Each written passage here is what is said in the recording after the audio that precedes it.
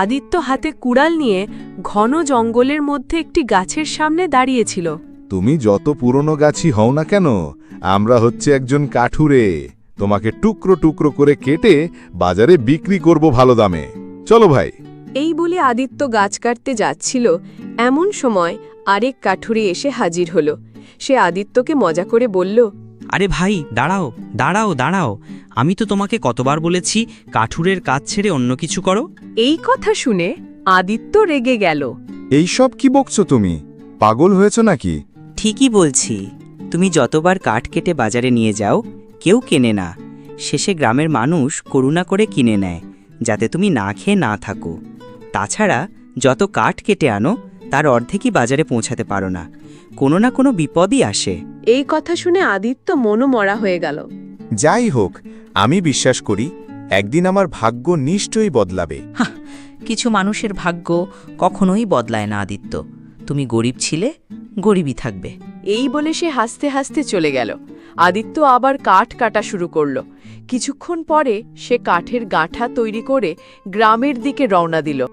ঠিক তখনই আকাশে কালো মেঘ জমল, হালকা বৃষ্টি পড়তে লাগল। আরে, এখনই বৃষ্টি হওয়ার দরকার ছিল নাকি? কাঠ ভিজে যাবে, ভেজা কাঠ কেউ কিনবে না। ততক্ষণে ঝড়ো বৃষ্টি শুরু হয়ে গেছে। আদিত্য আশ্রয় খুঁজতে থাকল। হঠাৎ তার চোখ পড়ল একটি পুরনো ধ্বংসাবশেষ বা খণ্ডহরের দিকে। সে দ্রুত সেখানে ঢুকে পড়ল। উফ, ভাগ্যি সেই খণ্ডহরটা পেলাম, না হলে আজ সব পরিশ্রম জলে যেত। তবে তার কানে হঠাৎ এক গর্জনের আওয়াজ এলো। সে দেখল অন্ধকারে দুটি উজ্জ্বল চোখ তার দিকেই এগিয়ে আসছে। কিছুক্ষণের মধ্যেই সে বুঝে গেল ওটা একটা জঙ্গলি সিংহ। আদিত্য আতঙ্কে দৌড়ে পালাতে লাগল। বৃষ্টিতে ভিজে সে কোনো রকমে গ্রামে ফিরল। আরে আদিত্য, কি হয়েছে রে? জঙ্গলে ভূত দেখলি নাকি? আদিত্য থমকে দাঁড়ায়। মোড়ল জিজ্ঞেস করে, তোর কুড়াল কই? আর কাঠও তো নেই। তখন আদিত্যকে মনে পড়ে যায় সে ভয়ে কাঠের গাঁঠা সিংহের দিকে ছুঁড়ে মারে, আর তার কুড়াল খণ্ডহারেই পড়ে যায়। সে ঘটনাটা মোড়লকে বলে। মোড়ল তাকে কটাক্ষ করে, তুই কি পুরুষ মানুষ না মুরগি? সিংহ সামনে ছিল, কুড়াল হাতে ছিল, মারতে পারতিস, তখনই বিখ্যাত হতে পারতিস। মোড়ল হেসে চলে গেল। আদিত্য বাড়ি ফিরে মন খারাপ করে নিজেকে বলে, সবাই সঠিক বলছে, আমাদের কপালই ফাটা, ভাগ্য কখনো আমাদের পক্ষে নয়। পরদিন আদিত্য আবার জঙ্গলে যাওয়ার প্রস্তুতি নেয়। হঠাৎ মনে পড়ে তার কুড়াল তো খণ্ডহরে। সে বেরোতেই তার প্রেমিকা রাধা রেগে আসে। তুমি কি সত্যি আমার সাথে বিয়ে করবে না? কাল পাত্রপক্ষ আমাকে দেখে গেছে, পছন্দও করেছে। তোমার বাবা তো জমিদার, যদি আমাদের প্রেম জানে আমাদের মেরেই ফেলবে। আমি বিয়ে করব তো শুধু তোমাকেই, না হলে নিজেকে শেষ করে ফেলব। এই বলে রাধা চলে যায়। আদিত্য ভাবে রাধা যা বলে তা করে। সেই সিদ্ধান্ত নেয় জমিদারের সামনে সত্যি বলবে। আদিত্য জমিদারের কাছে গিয়ে প্রেমের কথা বলে। জমিদার রেগে যায়, রাধাকে ডেকে জিজ্ঞেস করে এবং রাধা স্বীকার করে। তখন জমিদার হেসে বলে, আমার মেয়ে নিশ্চয়ই পাগল হয়েছে, এত ফাটা কপালের কাঠুরের প্রেমে পড়েছে। আপনার এক একটা কথা সত্যি, আমি সত্যিই দুর্ভাগা। ঠিক আছে, 1 মাস সময় দিলাম। 1 মাসের মধ্যে যদি তুমি আমার চেয়ে ধনী হতে পারো, তাহলে মেয়েকে তোমাকে দিয়ে দেব। আদিত্য বুঝতে পারে এটা জমিদারের একটা ফাঁদ। সে খণ্ডহরের দিকে যায় কুড়াল নিতে। খণ্ডহরে গিয়ে সে দেখে এক সোনার পাখি রক্তাক্ত অবস্থায় পড়ে আছে।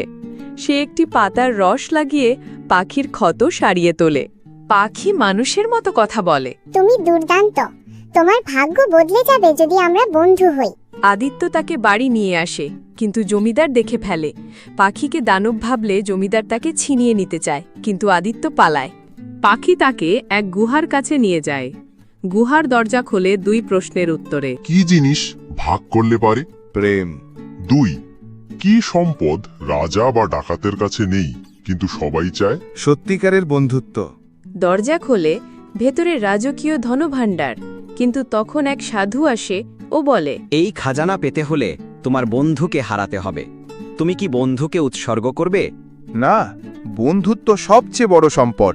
তখন পাখি এক রাজপুত্রের রূপ নেয় এবং পাথরের মূর্তিও এক যুবকের রূপ নেয়।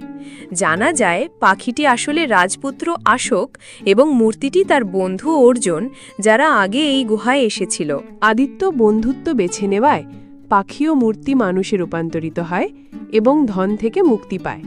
রাজপুত্র আদিত্যকে ধন সম্পদ দেয়। আদিত্য জমিদারকে প্রমাণ দেয় সে এখন ধনী। জমিদার রাধার সাথে তার বিয়েতে রাজি হয়ে যায়। এইভাবে এক ফাটাকপাল কাঠুরে হয়ে ওঠে ভাগ্যবান এবং তার হয় এক রাজপুত্রের বন্ধু। বাংলা দর্শকদের জন্য বার্তা, এই রকম আরও গল্প পেতে আমাদের চ্যানেলটি সাবস্ক্রাইব করুন। ধন্যবাদ।